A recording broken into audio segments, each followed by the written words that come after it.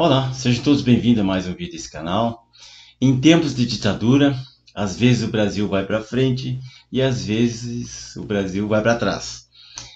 Aí na capa do vídeo coloquei uma postagem de uma propaganda do governo da década da ditadura civil-militar, lá da 70, 80 por aí. Essa propaganda era colocada nos jornais, na televisão e em outdoor nas ruas, dizendo: este é um país que vai para frente. Tinha três pombinhas, né? Uma pombinha amarela, uma pombinha verde e uma pombinha azul. E em plena ditadura, né, que começou em 64 com aquele simulacro de golpe civil-militar em 85 teve uma pausa, né, de quase uma década, porque ali teve anistias, diretas já, a nova Constituição de 88, uma série de coisas. E depois continuou, né? Na verdade, o comunismo invisível, a revolução silenciosa, ela sempre continuou nas academias, nas escolas, nos sindicatos, né? Os esquerdistas iam sempre se infiltrando pela modalidade gramscista, né? Foram aparelhando. É uma revolução permanente, silenciosa, e o Estado foi sendo, pelas beiradas, dominado. E a guerra de informação, as narrativas, a imprensa, os intelectuais, o cinema, a literatura, tudo ajudavam isso. Em outubro de 1994, finalmente o Fernando Henrique Cardoso ganhou as eleições do Lula e assumiu o governo. Né? E o Fernando Henrique Cardoso era um comunista, mas um comunista, um marxista moderado. Né? Já o Lula era um marxista maoísta mais radical. É outro tipo de jeito de governar que eles têm, né? Mas no fundo, é a mesma coisa, eles eram parceiros. Só que as pessoas não entendem isso. Meus amigos, antes de nós entrar no assunto, peço a todos que não são inscritos, se inscrevam nesse canal aí, vai ali, aperta o sininho, se inscreve, compartilha, curta, comente, ou critiquem, ou simplesmente vejam os vídeos ou os filmes, ou os livros, leiam os livros que eu coloco aqui, tá tudo de graça na internet, é só procurar, para a pessoa ir se aprendendo, se ilustrando, né? Porque isso é cultura, isso é conhecimento, e só se vence uma guerra com cultura, né? Milico ignorante não ganha guerra, pelo contrário, ele se corrompe. Então vamos lá, meus amigos. Peço a todos também, aos imortais lá do Rio Grande do Sul, meus amigos, meus colegas, clica aí, não custa nada, vai aí, clica aí, não tem problema nenhum. O dedo não cai, não tem problema nenhum.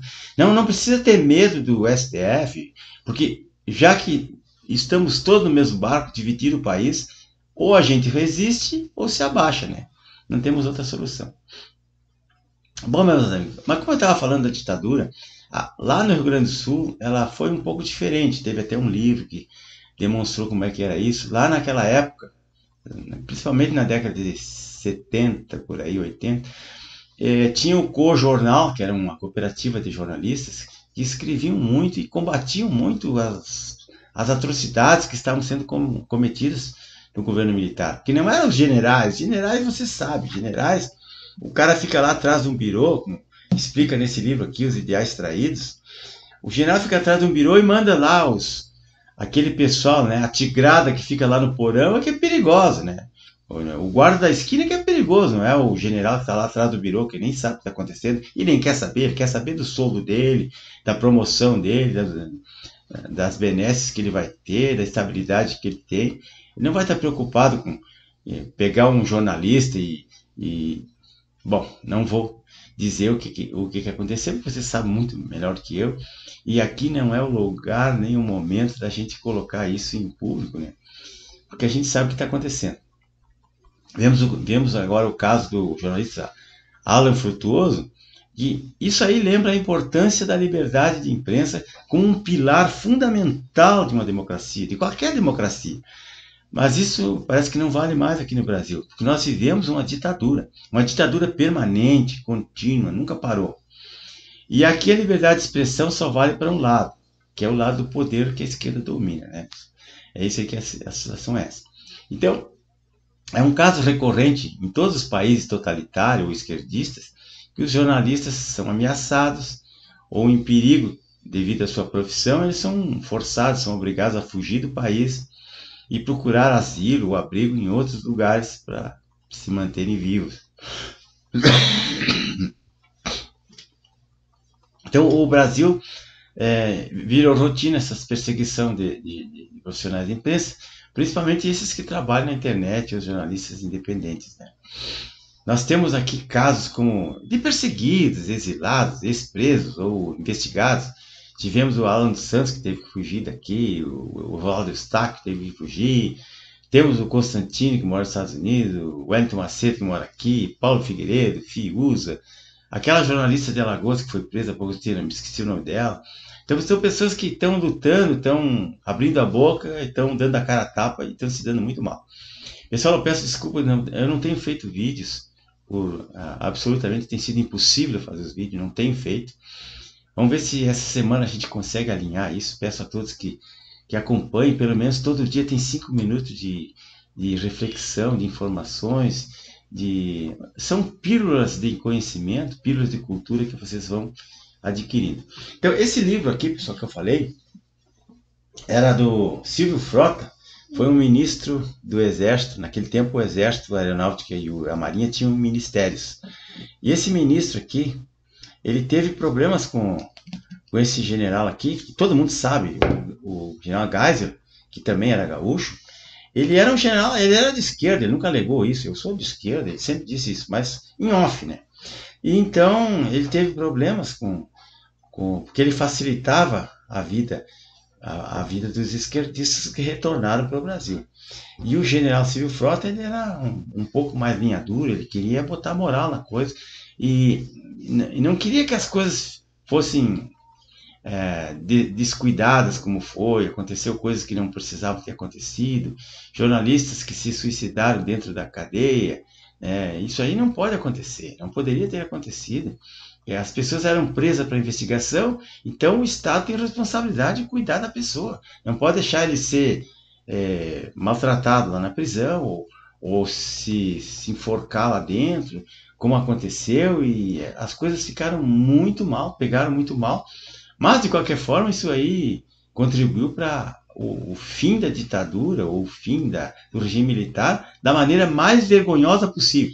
Os generais saíram assim, envergonhados, muito envergonhados, como estão agora. A gente está vendo quem são os nossos generais. Então, não se iludam, pessoal. Eu fui uma pessoa que, a vida inteira, eu pensei que eu estava diante de pessoas íntegras, mas não é bem assim.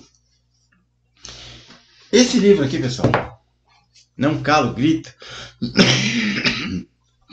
Esse livro está disponibilizado aí no Google aí.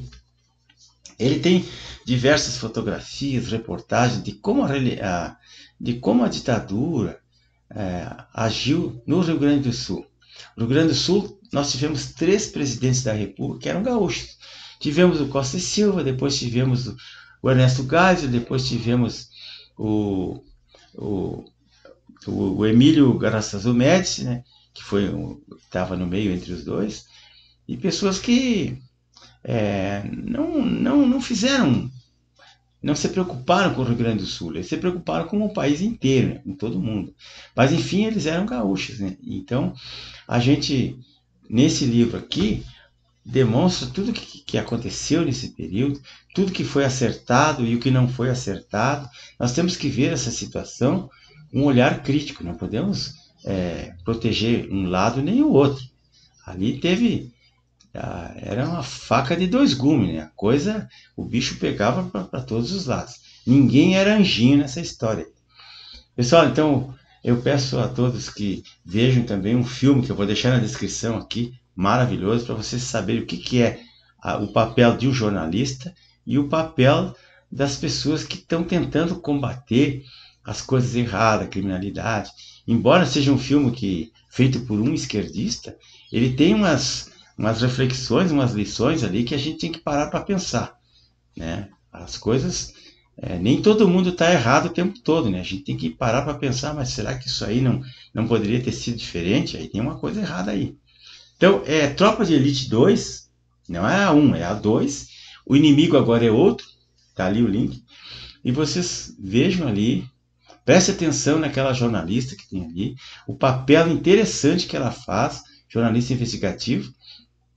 É que nem o caso Watergate, sempre tem um jornalista que vai atrás da verdade e começa a colocar a cabeça das pessoas para pensar. Não, isso aí está errado, isso aí tem alguém está se dando bem ou se dando mal, estão prejudicando a democracia, a liberdade, né? Não são conservadores, são traíras. Então, o jornalista faz as pessoas começarem a pensar. Muito obrigado, amanhã eu volto.